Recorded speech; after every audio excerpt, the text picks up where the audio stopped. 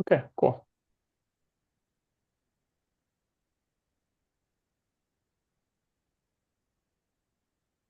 Hmm.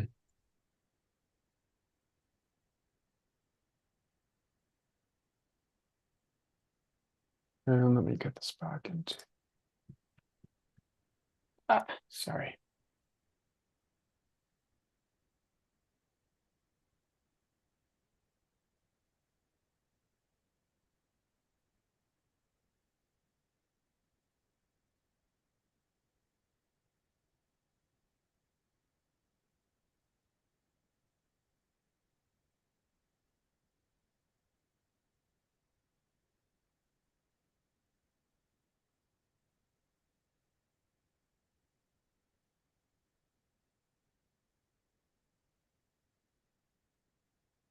Okay, sorry about that. I think we're all set.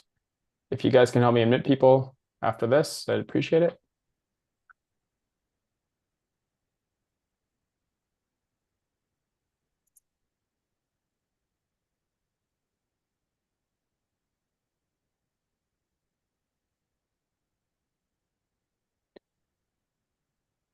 Okay, hello everybody. This is our June 2024 edition of Streets for All Happy Hour. We're very excited to have the mayor of West Hollywood, John Erickson, on with us as our special guest. Before we get to our conversation with John, we're going to tell you a few updates on our efforts in Sacramento, give you a quick update on Measure HLA, talk to you about a really exciting new initiative we just launched called Hill to Sea, a very exciting announcement about a new membership program we have coming, and go over a couple wins and fails of the month. Our icebreaker this time is, what transportation project do you want to see happen in West Hollywood? So, and John, when we start the conversation with you, of course, you're also more than welcome to answer that. So I'm going to kick it off with an update from our state team. We are in the Second House Policy Committee. So we had 9 sponsored bills this time. 1 died, 8 are still alive, and they're all in their alternative house. So if it originated in the Senate, it's in the Assembly and vice versa.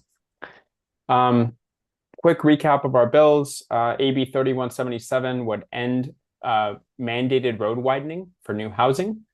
SB 960 would direct Caltrans to implement complete streets on state highways. SB 961 would implement speed governors. Unfortunately, this has been really watered down. It's now a passive system, sort of like that beeping your car does if you don't have your seatbelt on, but it's still something. AB 2503 would exempt electric rail from CEQA. We think we probably could have had the bullet train built by now if this had happened. They've done about a decade worth of environmental impact reports. AB 2583 lowers school zone speeds to 15 miles per hour. AB 2744, unfortunately, is dead, so I am not going to waste time on it right now.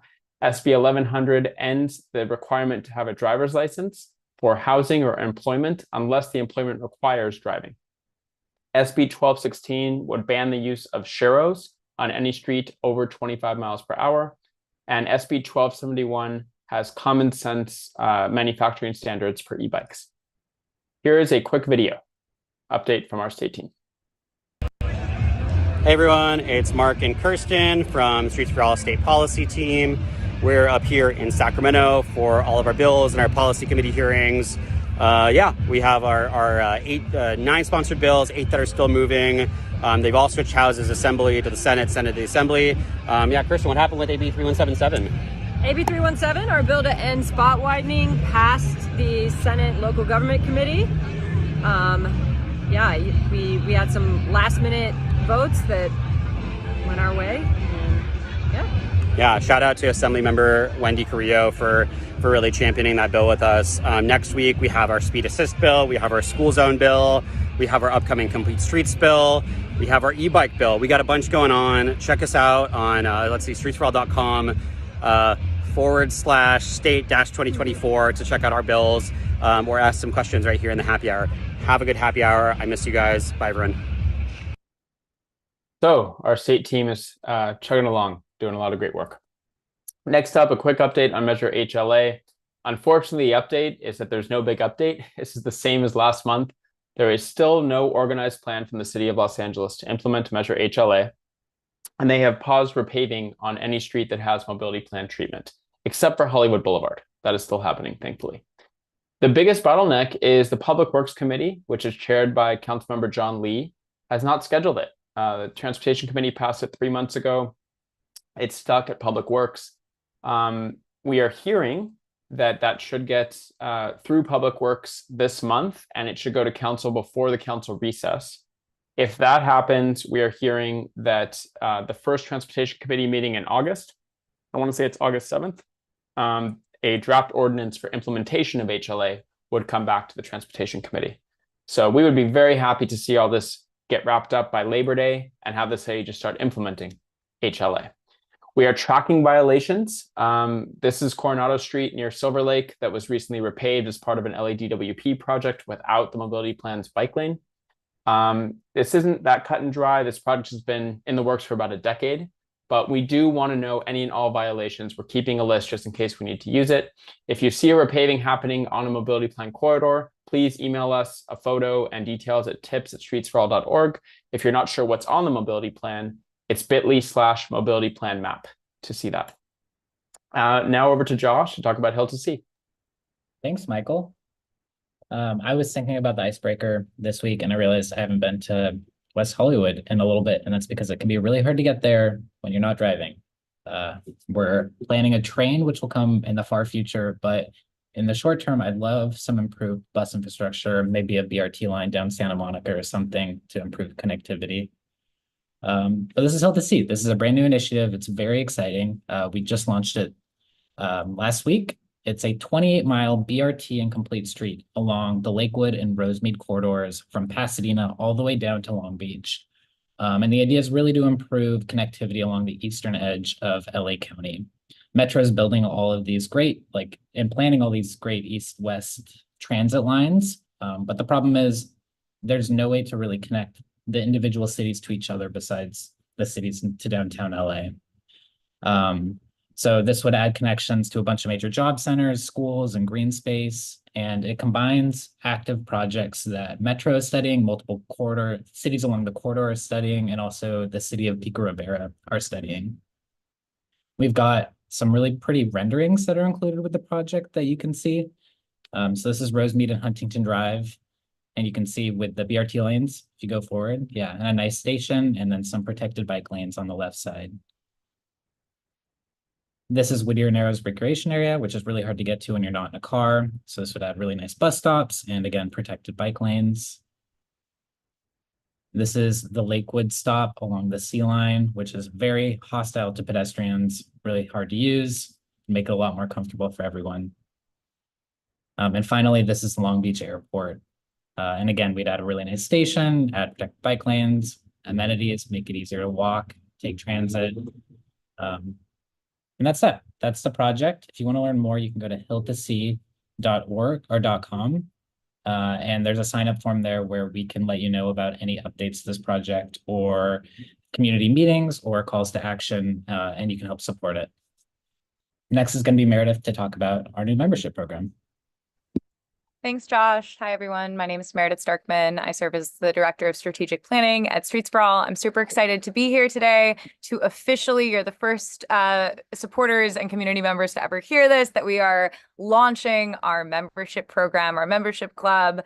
If you've ever been to an event with us or any kind of recent advocacy event where I've been there, you've probably heard my spiel. We are a tiny nonprofit. We function because all of you are so supportive, and we're really excited about this members club to get our community more involved. And so there are 3 tiers that you can select from. The first is the pedestrian advocate, and if you could find it in your heart and your pocket to donate to Streets for All $12 as a monthly recurring donation, you would receive 1 special edition SFA sticker sheet, voting for our endorsements and our projects, a special members only secret bike ride, which I'm very excited to plan and launch, and exclusive member-only events. And then the second tier is our cargo bike advocacy tier. It would be for all community members who are able to donate $25 a month. They would receive all of these special perks that the pedestrian advocacy donor tier receives, plus a special edition t-shirt, which, if you know Josh's capabilities as our creative designer, you know is going to be awesome, plus discounts with partner retailers. So you can see on our website that we have a number of brands and local businesses that have agreed to give anyone who donates at this tier and the tier above it special discounts on all sorts of different things, which is really cool, plus our SFA merch store. And finally, if you could find it in your hearts or your pockets to join the bus advocacy tier, it is a $50 monthly donation. You receive everything that the pedestrian and the cargo bike tiers receive, plus you get a special edition hat. These are only available to members, so people can't purchase these. You have to be a recurring donor in order to get these special merch items that we're about to drop. And you get an annual meeting with our entire steering committee and our founder and CEO, Michael, who's on this call. I'm really thrilled about the membership program. I think it's a really cool way to support us and be hands-on involved with our work. I think it's especially cool that anyone who signs up on any of these 3 tiers will be able to receive, or be able to participate rather, in voting for our endorsements on campaigns and projects. It's a really cool opportunity. I don't really know any other nonprofits that are doing this type of thing. And so I'm thrilled to launch this. And if you have any questions, feel free to reach out to me personally. I'm Meredith at streetsforall.org, or you can go to this link. And this is going to give you all of the info about our membership program. Again, you're the very first people to hear about this. We are officially launching over email tomorrow, but it's super thrilling. It's really exciting. Join at whatever tier you're able to join. Tell your friends about it. If you know somebody who might be interested in something like this and really being boots on the ground with us, we're so thrilled to have you and so thrilled to have your support. I'm so excited. Okay, cool. Now I'm handing the baton off to Kyle, and thanks for being here. Yeah, thanks, Meredith. So before we get into the wins and fails, my project for WeHo that I'm looking forward to is a little bit far off, but it's the Northern K-Line extension. I think it'll be really cool once we finally get to connect South LA all the way through West Hollywood. You know, if it's I'm happy that there isn't like some big freeway cutting through the city there. But if you know, by different modes, it can be difficult to go that direction through the city. Be nice to have transit to connect the communities. So one win, one fail. First, the C-Line extension. If you've been following this, you can imagine that we're excited that this finally got approved and approved with consideration of community feedback. And checks the boxes in terms of cost and timing. It was the agency's preferred option, the hybrid option, which looks to mitigate all of the community concerns. And so excited to see this move to the next phase, where public comments will continue to be captured by the agency. Yeah, it's looking forward to it. An important note that this becomes the K line once it is all finally connected, as you can see in the map. And a fail, because we couldn't do these things without expecting some setbacks. And in this month's version, another freeway widening. So if you know, up in Northern California, the YOLO I-80 project. And this one is particularly notable because the former deputy director of Caltrans raised questions and was ousted from or demoted from the agency. Ousted. And it was because she thought that the agency may have been using funds for not for widening, of course, on this project. Obviously, folks have it's faced opposition, and so we're happy to see that pushback from environmental groups, from researchers, from advocates like ourselves. And we hope that this will cause some full stoppage of the project, but we'll have to wait and see from this point. So that's it for wins and fails. On to Michael for some final remarks before we get to our guest. Thanks, Kyle. If you want to help out, if you're inspired by our work, please subscribe to our emails and socials, streetsprawl.org/get-involved to subscribe, to volunteer, to donate, and Streets for All on all the social media platforms. So I am so excited to have our special guest, the mayor of West Hollywood, and my friend, John Erickson, on with us. In the 4 years that John was elected mayor or elected rather, to the West Hollywood City Council, who he's now mayor. He's been a leading voice on economic inequality, COVID recovery, social justice, housing, and homelessness and sustainability. In addition to other accomplishments, John has been fighting climate change by encouraging alternative transportation, such as improved bike safety and e-bike charging stations, and creating a climate change dashboard. He was also the driving force behind future protected bike lanes on Fountain and Santa Monica. In addition to his council duties, John is Vice President of Public Affairs, Communications, and Marketing at Planned Parenthood Los Angeles. His volunteer advocacy work includes serving as a national board member of the National Organization for Women and past president of the ACLU of Southern California. Welcome, John. That's a long resume. I'm going to take a breath. I'm tired too. Before I get to our first question, do you have an answer for the icebreaker? Oh, well, now it's like you're asking me to pick my favorite children.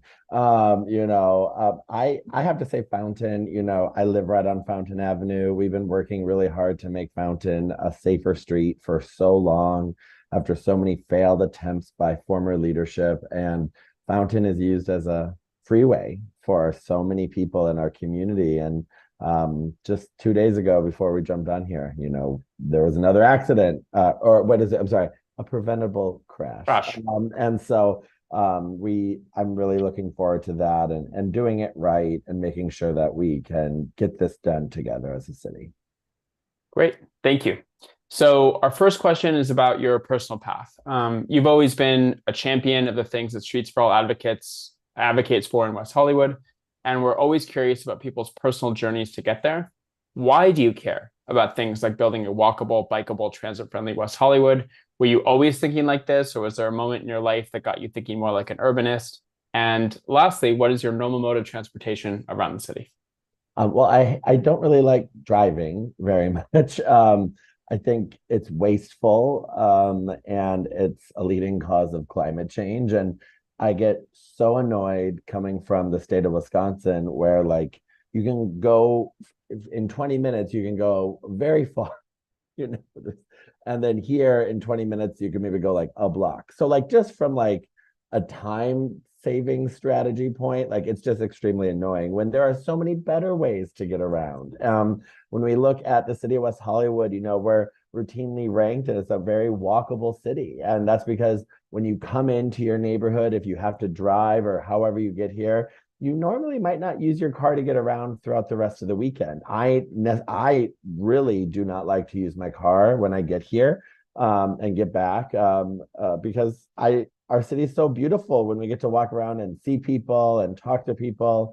The best part about riding a bike or a scooter or walking is that you get to stop and see your neighbors. And so that's the best part for me, and why I really came to this path, because I'm a small town boy at the end of the day. And, I really like talking to people. It's weird because I get stopped a lot and I will probably have 20-minute conversations with everyone. So I never really make my way to where I'm going. But it's the best part about being a small town elected official, right?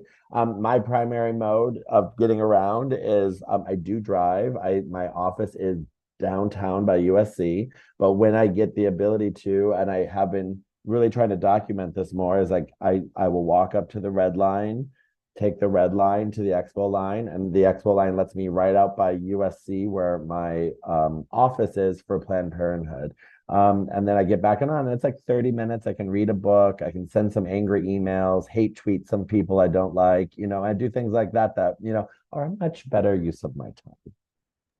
Well, we're glad you're not tweeting and riding your bike and hopefully not crashing while you're No, doing that. but funny story, if I may, 2 years ago when I was whatever council member or mayor pro tem or whatever, my phone when I was going to do an interview for the LA Marathon, I was riding my bike and they wouldn't let me through for some reason, and some security guard jumped in front of me and my phone randomly went on Instagram Live, and another transit champion who we all know, Vice Mayor Chelsea Byers, actually tuned in and watched me tumble head over heels on my Vela bike. So, I'll try not to do that in the future. We're glad you're safe. Over to you, Kyle, for the next question. Yeah, thanks. So John, these are rich stories, and it makes us a little curious about your path to this point. So you've been a champion for the things that Kyle, we just asked that. Sorry. Next question. Oh, I'm sorry. Yeah. Fountain in Santa Monica.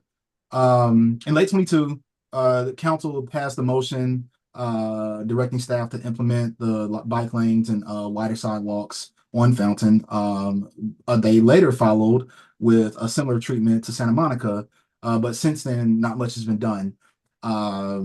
Could you give us your perspective on those projects? Where are they and why there have been some delays?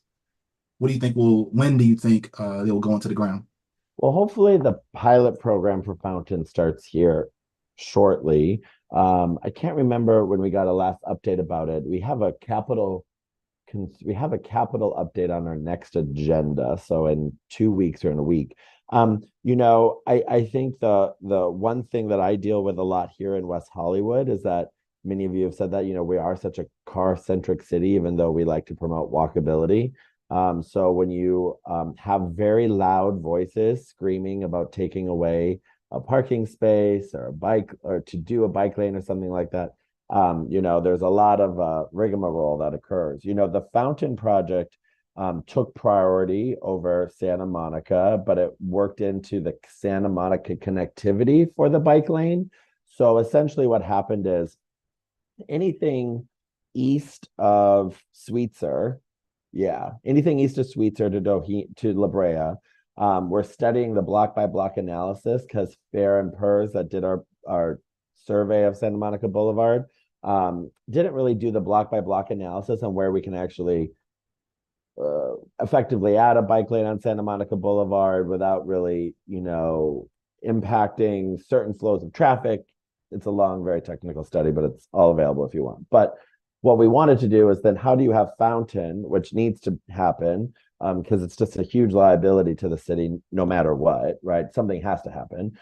So how does Fountain, which is thankfully to, Councilmember Hugo Soto Martinez, will have a connected route outside of West Hollywood into us, all the way down to Flores. So down Flores being the connectivity route. And then Flores is where the bike lane starts, right? The unprotected bike lane. And then how does then that bike lane become protected, become painted green so you can see it better? And then how does that connect throughout the whole rest of the city down Santa Monica through the west? So that is happening. That should be happening, more faster than anything. And then, to avoid Fountain, altogether would be silly. So that's why we really came together as a council and really said, which one do we want first, right? So because we're so small, we could split it, right? So Santa Monica, east of Sweetser, okay, let's have that conversation. And the east side of West Hollywood, and I say east and west of West Hollywood, like, it's like,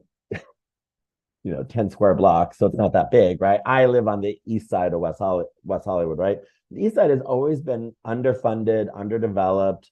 When the people are talking about our out zones that we had with the places in the parking spots, we didn't have those on the east side because there wasn't enough room because we've never focused on the east side, right? So I've been in office, I've been really prioritizing that type of development to make sure that the east side does get everything that the west side does, where there are wider sidewalks, more walkability spaces, and all of that. So we need to have a full city plan, and how we did this together and how we connect the city together through bike lanes is helpful, because then we avoid, which if you follow the news, all the drama about scooters on sidewalks, because then they can be on the street, right? Because do I want a scooter on the sidewalk? No, but when there's no option on the street and it's Santa Monica Boulevard, and we all know all these other streets, like where are they supposed to go?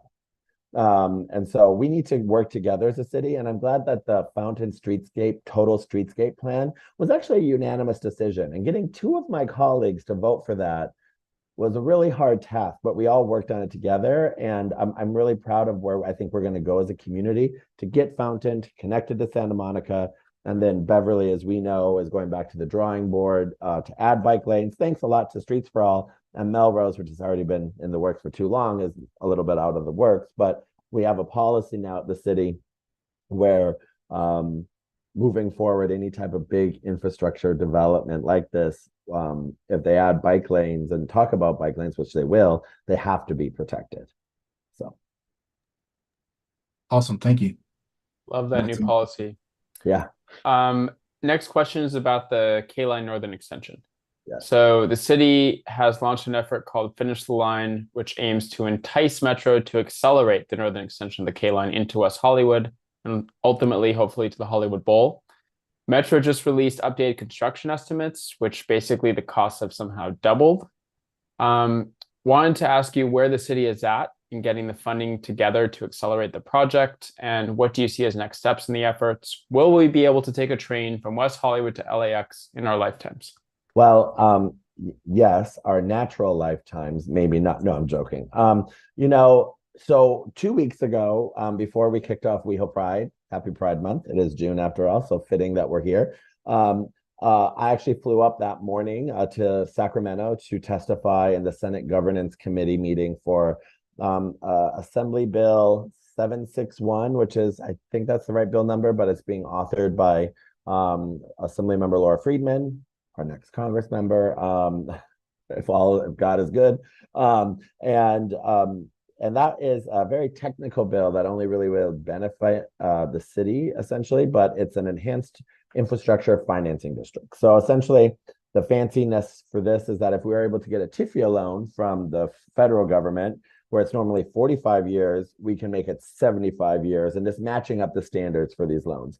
So that would allow us, and we've already put these things out, to bond out the ways in which we as a city could provide the same types of financials for our role and allotment in the Northern K-Line extension. And we have to continually show that to Metro, that not only we have the community support for it, but we can finance it as a city, and we can work in partnership and play at the table in the same way that the city of LA and the county of LA and hopefully the state of California can. So that passed 7-0, even though there was some opposition, and it should pass throughout and go to the governor and have it be signed, thanks to Supervisor Lindsay Horvath and pushing that forward and through. That is kind of the biggest next step that we've really had. Oh, I did get it right, 761. That's good. And so what really is happening with that bill then next is that, and actually, if you like to go to weho.org /council agendas, or just type in WeHo agenda, item 5A on our last meeting, which was Monday, has a complete Metro update. And what I'm going to talk about next is how do we project the financials that we are putting out there. So if this law passes and we're able to secure a TIFIA loan, we are able to show the financial feasibility for us to afford what we would need to for the portions of West Hollywood having this. Measure M passed overwhelmingly. We know West Hollywood wants Metro and the Northern K-Line extension. And so I think that having this ability to move us up in that timeline to get to the actual answer is possible, will happen. And because of all the great work that our partners have been doing, especially at the county with the Metro Board, we're going to name it the Lindsay Horvath Express at the end of this, because she's really helping lead the way there. Right. But we are all extremely dedicated to getting this done, and having the ability to not have to get in our cars, to be able to do these things, to connect down to the purple line, and then go over there to all that we need to do. And also it will change the nature of our city in many ways, right? The projected growth revenue of the Northern K-Line extension is the most prosperous one of all the different options, right? And so it got the highest results when we did the comment period. So I'm really successful that when Metro here releases the DEIR, we're going to see some good stuff, and we're going to provide comments and then keep pushing it forward as fast as we can. Thank you. Over to you, Kyle. All right. So you mentioned scooters earlier, and we're curious to probe more into this. I think the relationship can be sort of described as schizophrenic. Allowed, then banned, then allowed again. And then now folks can see the delivery robots that are moving about. Where do you think the city is with micromobility? Do you support like having a permanent program? Well, What needs to change? yeah, one, it is permanent. We made it permanent. So scooters are here to stay unless the council majority changes. So elections matter. That's all I got to say. And I won't say much more about that. Because there are people that hate scooters that have never ridden a scooter in their entire life. And that always is for me, like as a politician, like experienced and like, and as like a policymaker, like, I don't know, that's never really set well with me, right? Like, you know, my mom always made me eat my broccoli, and she said, if you hate it after you eat it, like you don't have to eat it anymore, right? And now I like broccoli, so there you go. You know, but it took me a while. That's a horrible analogy to get to the issue of scooters. But what I ultimately have to say with our micromobility transit options is these are really great tools for people that might not have a bike or might be at, you know, one end of town and want to get over quicker. To have the built-in infrastructure that we're working on to cohesively work on that way that you can get out of cars and onto a scooter, for example, are critical. We had two contractors in the city that were part of the pilot program that kept getting extended and then extended and then extended again. And we finally voted to make it permanent. And now we only have one, which is Lime, because Bird, I won't get into the back and forth, but Bird was not a good partner in that way, unfortunately, when bad faith negotiations. And so it's here. And it is a compromise, right? In so many ways. You know, we had 300 scooters, now we have 200, right? At any given time in the city at max. But the thing that I always look to is like, are people using them? And the answer is overwhelmingly yes. The numbers themselves on usage are just insane. Over the past 3 years of the pilot program, I mean, it was like 300,000, 400,000, 500,000 rides. I mean, you don't get these types of numbers. Even where I live in east of West Hollywood, the hot spots of where people were going to and from, the quick jaunt from La Brea over to Gardner, or from Gardner, where I live, down to you know, the Rainbow District, it was insane, was a large amount of people. And so we need to keep that moving forward, because when I ran for office the first time, and Michael can attest for this, because the number one question we are always getting asked on every meeting was, are you going to bring back the scooters? I mean, like that was, I mean, it was the middle of COVID. It was 2020. And the number one question wasn't like, hey, how are you going to help me stay in my apartment? It was like, hey, can I get a scooter? It's like, what? Like that was, I mean, that's what I'm saying. Like transportation matters to people, because if people don't have a car because they're maybe barely paying their rent or can only afford a certain amount, these things help people's budgets and their finances. And then secondarily, our service delivery robots, which are just stinking cute at the end of the day, are so widely used and effective. And we have great partnerships with Serve Robotics, and they respond to the needs of the community. Those things are driven by people behind the scenes, or they're so fully functional that, you know, when they come in front of you, they're like, oh, you're like, hello, and they move along the side and go, right? This is the way of the future. And when I go to other conferences like National League of Cities or other places like that, people are demanding more information about this for their own cities, because they see the effectiveness of the program. And it takes cars off the road, it takes carbon emissions off the road, all those things that we don't need. Well, thank you so much. Back to Michael. Thank you. Question about bike share. In 2016, West Hollywood rolled out We Hope Pedals, which was a docked bike share program. About 3 years later, the city ended that pilot program, and it has not launched a replacement. Yeah. Meanwhile, Metro continues to expand its countywide bike share program. What do you think the future of bike share is in West Hollywood, and would you support and advocate for Metro expanding its bike share program into the city? Already have. I wrote a letter a few years ago to Metro Bike Share. wanting them to come into the city. You know, WeHo pedals, I don't even think I used it, which should tell you, you know, how bad it was. I mean, it was not good. I mean, I like the idea, the forward thinking, people were trying to make it work for West Hollywood. It just didn't work, right? And that's how policy works. Things work, they don't. And you know, we move on, right? I would love to see us expand Metro Bike Share into West Hollywood. I see it and use it all the time in different cities where I go. In New York, it's like literally the thing I use to get around if I don't take the subway or anything else. And those are some of the best things that we can do because not everyone also has a bike, right? You know, like I'm a psychopath. I have 3 bikes. Like I'm looking at them right now. Michael, I shouldn't say psychopath because I know you have mini bikes because I consider and I have a small little apartment and I have 3 bikes. Not everyone has a bike, right? And so how can you have a bike share down the street from you, getting on and going? These things, I think, just make the quality of life of our cities so much better. Thank you. Kyle? No offense to anyone that has multiple bikes. So if I get canceled online for that, that's okay. All right, curb space. So demand for curb space in West Hollywood's commercial corridors is off the charts. As opposed to when the city first formed 40 years ago, we now have a society based on hyper convenience, with everything from Amazon deliveries to Uber, Lyft, Postmates deliveries, a lot of competition for curb space. Yet the city's parking meters and curb management have largely remained the same.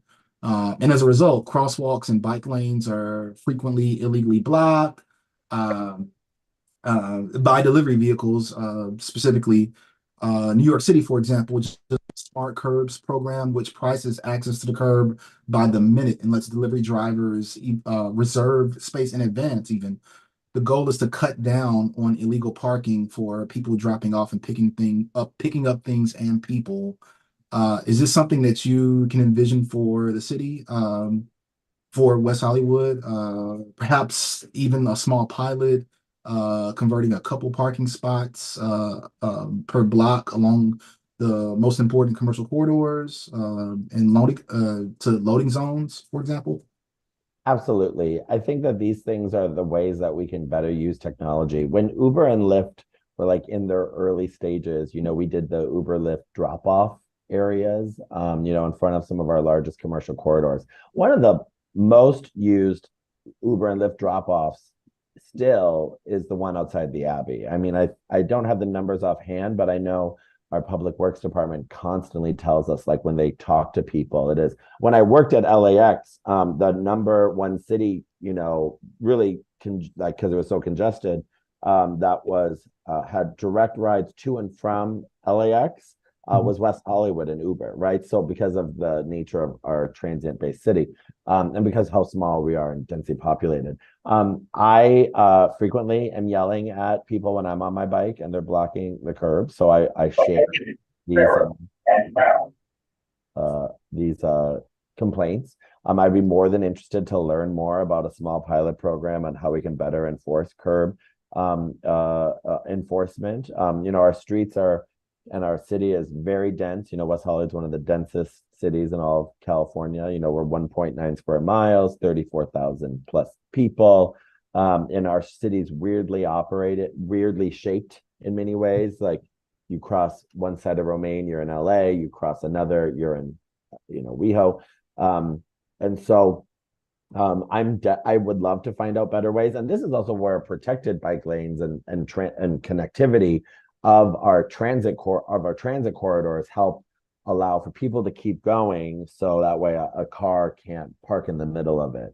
And especially, and I've tried to make this really well known to our sheriff's department, who does it, and I've gotten those videos, because we should be better examples as city leaders and city representatives. So the sheriffs, city vehicles, stuff like that, we should not be parking in the bike lanes, and we've really tried to push this policy forward. So, you know, we're trying to do all that we can, and I welcome any more information you can give me to do these things. Thank Awesome. you. Yep. Two last questions, and then we have a bunch of audience questions. West Hollywood operates its own bus and shuttle program called City Line, and currently the service operates pretty infrequently and only during certain hours. Cities like Culver City and Santa Monica operate their own bus system that goes far beyond their borders. Does it make sense for West Hollywood to follow suit? And would you be in favor of expanding City Line, including potentially all-day service, improved headways, etc.? So yes, so we have our City Line, which kind of, if you've ever ridden it, I think can definitely have a little bit of an upgrade. That there's the City Line shuttle that goes throughout our neighborhoods and takes you everywhere that we have. I think it's really successful and it's used.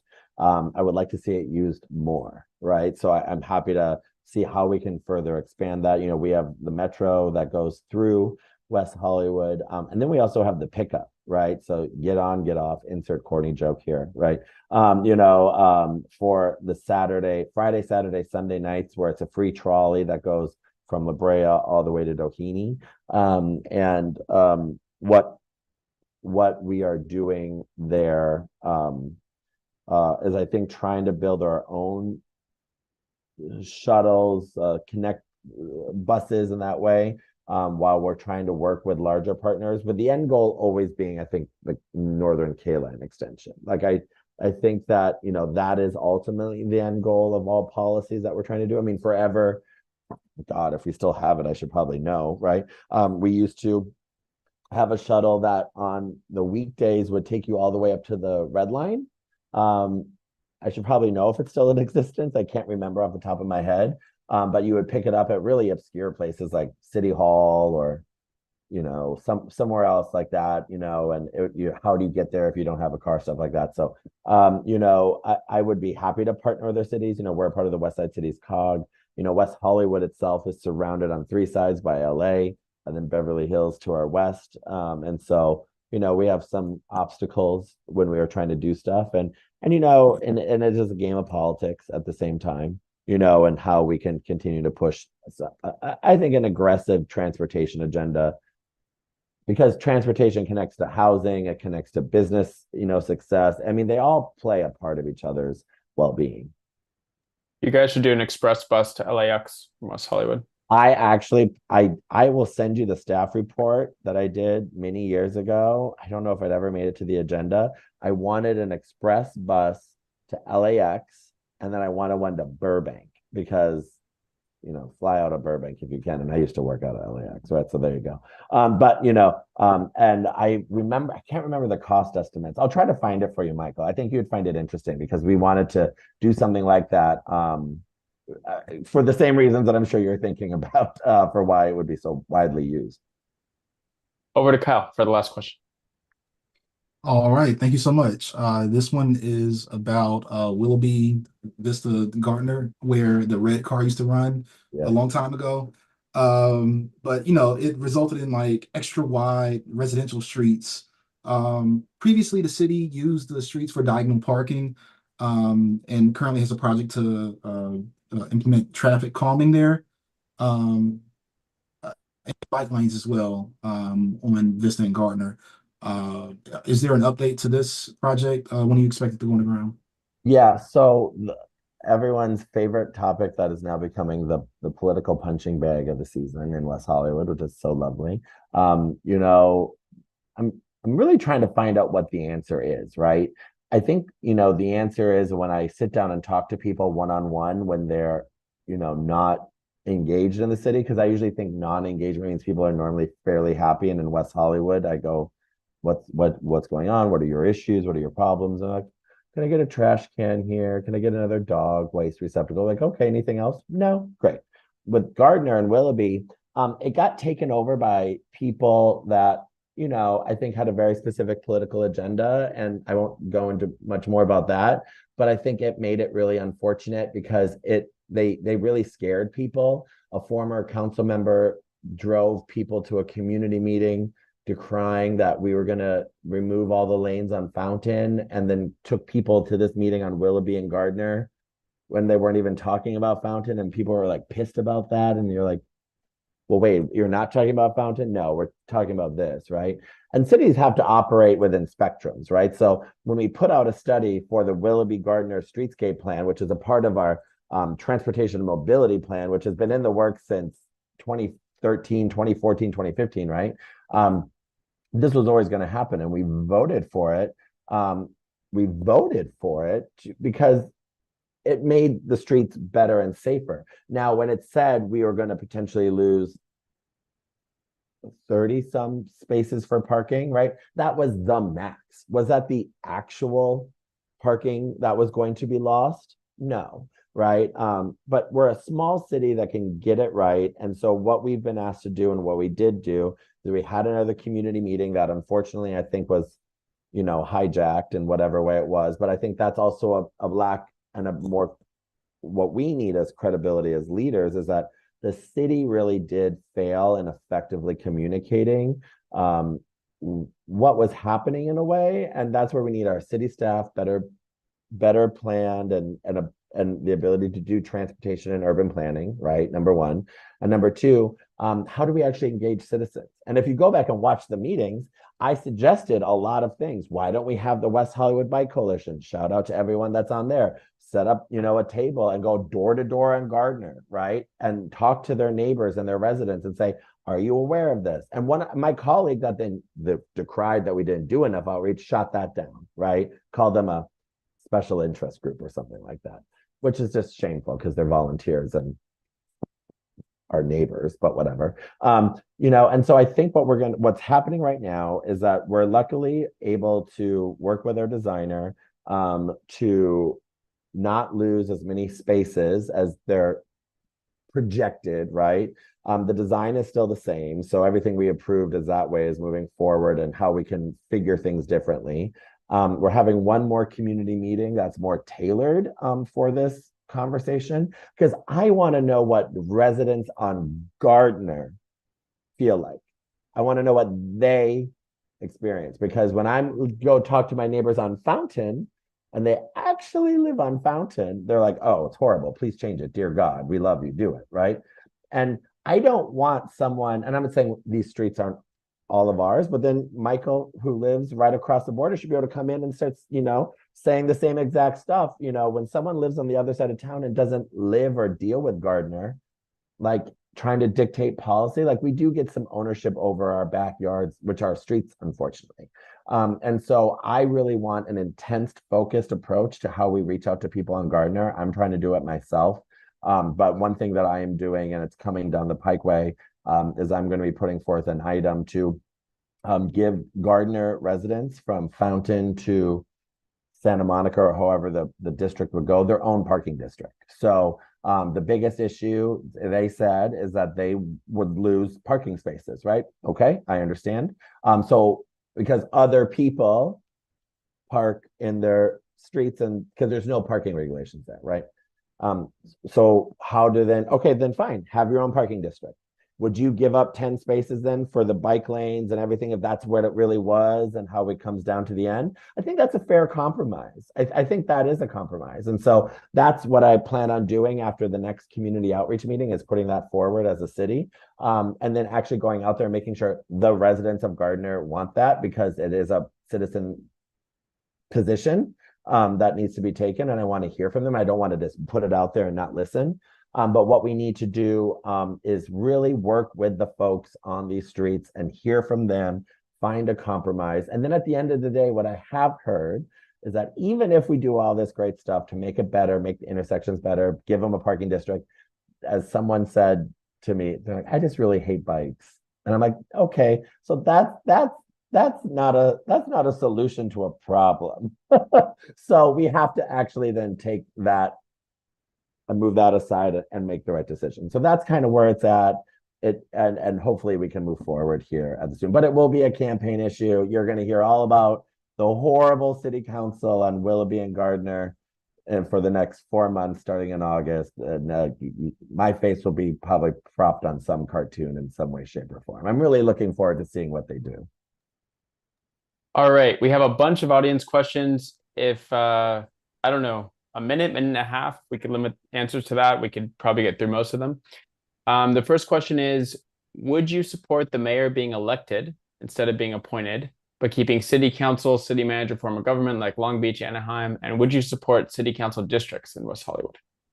Yes. I mean, I think that the issue with local city governments um, is that we are part-time, right? And that we used to have chiefs of staff until a former council member ended that by sleeping with his chief of staff. And so, and costing the city $1 million. And so we don't have that anymore. But, and I'll say it, I don't care. He's probably going to watch this. And I think that, the city is 40 years old this November, right? And so where do we go as a city moving forward, right?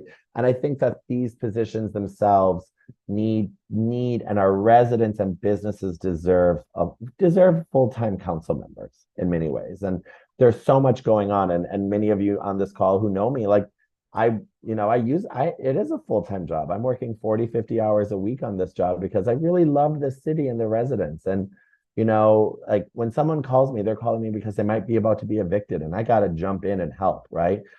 Districts is interesting. I had our city attorney study this kind of when it was happening in Santa Monica. We don't face the same type of issues. And like, what would a district look like in West Hollywood?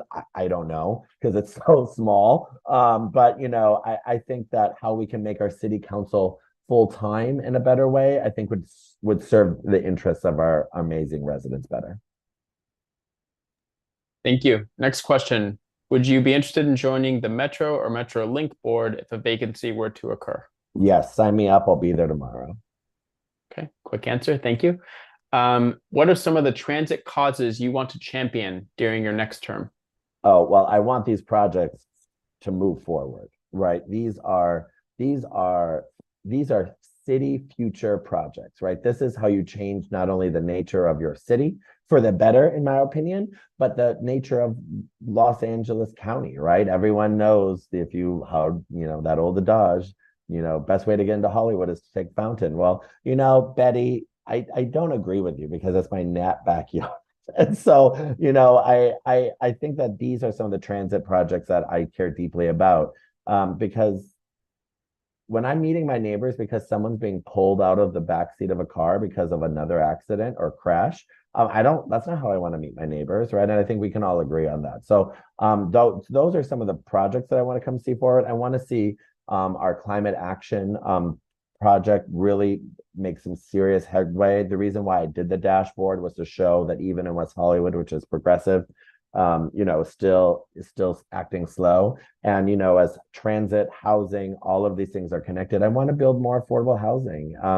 And I want to make sure people can afford to live here and be here. And, as a young queer kid from Wisconsin who's been in the same apartment for 12 plus years, right? Because it's rent controlled. I want someone else to have that opportunity as well. And that's why it matters who serves on the council, right? Is it renters or homeowners? Is it people that have worked a minimum wage job in the last 5 years or not? Do they take the metro? Do they ride a bike? Have they ever not had health insurance? These are questions you should ask who your city leadership is, because you're going to have a very different experience if the answers are all no to those questions. Thank you. Next question. As a geographically small municipality that is also a popular destination for non-residents, how has it been coordinating with nearby cities like LA and Beverly Hills on active transportation and transit improvements to improve access to West Hollywood? Yeah, so we have our West Side Cities COG, which does meet to talk about a lot of these issues, and try to figure out ways in which our cities can work better. When I see stuff going on better on bike lanes in Beverly Hills and it's not happening in West Hollywood, I kind of take notice to that. And I want that to occur better, right? Culver City, Beverly Hills, and Santa Monica are different cities in West Hollywood. We're a contract service city. They have their own public works department, police department, schools, all that stuff. So it's a different city in that way. So they have more access to different resources than we do, and staff and timelines. And so, yes, I've also, put together monthly or bi-monthly meetings of all the mayors in this, West Side, so we can all kind of talk about issues that are going on in our city. That's been started. Julian Gold, the former mayor of Beverly Hills, started that, and I'm continuing it. And we're all kind of dedicated to doing that, and trying to see how we can all make sure we stay in touch. And also like supporting good people like Hugo, making sure he tells us. So because people are like, well, Fountain ends at La Brea, but now we can say, no, actually it's moving forward. because of all the work that we're doing in our neighboring council districts. So we have to know each other. We could do two more. The city indicates the implementation of the detailed Vision Zero action plan was to start in Q1 of 2024. Could you give us an update on what has been implemented and what one should expect to see in Q2, Q3, and Q4? Well, Vision Zero plans themselves, I think, are a litany of successes and also failures. Vision Zero itself in a city like West Hollywood, where we don't have the type of infrastructure I think built out to really help imagine a Vision Zero city, is unfortunate. And so we have accidents that occur, and that's not okay. Any accident is not okay, right? But that impacts our Vision Zero score. And so I'm skeptical of Vision Zero plans, not because I don't support them, but because I want them to work, right? I want them to work, but how do we, for 40 years, the city never prioritized bike infrastructure, and like figuring out ways to exist without the cars. And now we're coming in, well, I'll say 36 years from when I got elected, right? And now we're coming in saying, hey, we have to reinvent the whole city, right? And so we're a far ways off. So well, what I will do for that, because that's a really good question, is I'm actually going to ask for a quarterly update on Vision Zero in our council agendas moving forward. So that way, not only it's visible to the public, which is what we should be doing, but it's also visible to us as a council. So that way we can imagine a Vision Zero city, but we have to do that through, I think, a better process than probably what we're doing right now. Thank you. Last question. The West Side COG is planning a network of bus lanes, including one on La Cienega. Do you support additional bus lanes in West Hollywood on La Cienega? Yes. La Cienega, it's interesting. So La Cienega, there was the old Bikes and Hikes station right there. And then the moment you go south of that station where that bus stop is, you're no longer in West Hollywood. So that's not West Hollywood. The hookah place, which is great right there, that's not West Hollywood. The one street up, the building right next to it is. And so those are mostly LA. I would love to have a bus lane on La Cienega, so the buses would be able to have more transit, right at Melrose. I'm sorry, the buses would be able to go faster on La Cienega during high traffic hours. And I'm a big proponent of that. I supported the one on La Brea. I think it's successful. And I think we're giving it a chance. It'll be even more successful. And I think La Cienega is another one that we need to look at. Thank you. In our last few seconds, do you have anything you'd like to leave our audience with? I want to thank Streets for All. I want to thank all the people on here who definitely care about these issues in such a way that, I share a lot of concerns, right? And I'm not going to sit there and not say that, like, the city did fail on these issues for a long time. They failed on them politically. They failed on them in actuality as well. For a long time, nothing got more than 2 votes on the council when it came to creating better infrastructure projects. And that's not acceptable, right? That's not okay, because these are actually quality of life issues, right? You can't say you're the most walkable city if I think you're not the most bikeable city at the same time. I think they play in hand. And so while, like, I love this person, Wes, I think it's a great comment. It does suck biking to WeHo.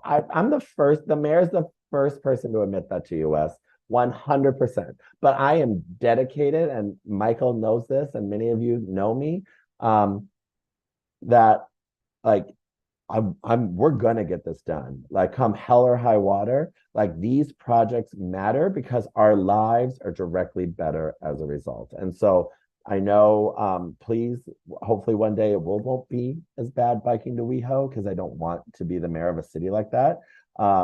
But we want to make that better. And there are 2 of us on council that I think are very dedicated to that. I would say all 5 of us are dedicated to truly trying to find a way together. And Fountain gave me a little bit of hope, but we need to continue that progress moving forward. And all of you being directly involved with this work will be, that's how the future gets shaped. Well, that's a great message to leave on, of hope. John, thank you so much for your time. Thank you to everybody that came out and asked questions. I'm sorry we didn't get to all of them. We did get to most of them. John, best of luck in the campaign, and I'm sure we'll be speaking soon. Have a good night, Thanks all. everybody. Thanks all. Thanks. Bye. Bye.